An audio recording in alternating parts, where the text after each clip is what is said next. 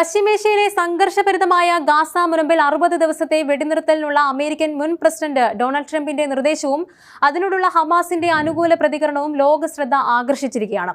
ഈ നീക്കം ദശാബ്ദങ്ങളായി തുടരുന്ന ഇസ്രയേൽ പലസ്തീൻ സംഘർഷത്തിൽ ഒരു നിർണായക വഴിത്തിരിവാകുമോ എന്ന ചോദ്യമാണ് ഉയർത്തുന്നത്. ട്രംപിന്റെ ഈ അപ്രതീക്ഷിത ഇടപെടൽ, അതിന്റെ പശ്ചാത്തലം, ഹമാസിന്റെ പ്രതികരണത്തിന്റെ പ്രാധാന്യം, ഈജിപ്തിന്റെയും ഖത്തറിന്റെയും മധ്യസ്ഥതയുടെ പങ്ക്, വെടിനിർത്തലിന്റെ സാധ്യതകൾ, വെല്ലുവിളികൾ എന്നിവയെക്കുറിച്ച് വിശദമായ ഒരു വിശകലനം ആവശ്യമാണ്. ഡൊണാൾഡ് ട്രംപിന്റെ രാഷ്ട്രീയ ജീവിതത്തിലെ ശ്രദ്ധേയമായ ഇടപെടലുകളിൽ ഒന്നാണ് ഗാസയിലെ വെടിനിർത്തൽ നിർദ്ദേശം. അമേരിക്കൻ പ്രസിഡന്റ് എന്ന നിലയിൽ അദ്ദേഹം പശ്ചിമേഷ്യൻ സമാധാന പ്രക്രിയയിൽ പലപ്പോഴും പരമ്പരാഗത സമീപനങ്ങളിൽ നിന്നും വ്യത്യസ്തമായ നിലപാടുകൾ സ്വീകരിച്ചിട്ടുണ്ട്. ഇസ്രയേലിനോട് കൂടുതൽ അനുഭാവം പുലർത്തുന്നുവെന്ന വിമർശനമുണ്ടായിട്ടും അബ്രഹാം ഉടമ്പടികൾ പോലുള്ള ചില നയതന്ത്ര വിജയങ്ങൾ ട്രംപ് ഭരണകൂടം അവകാശപ്പെടുന്നുണ്ട്.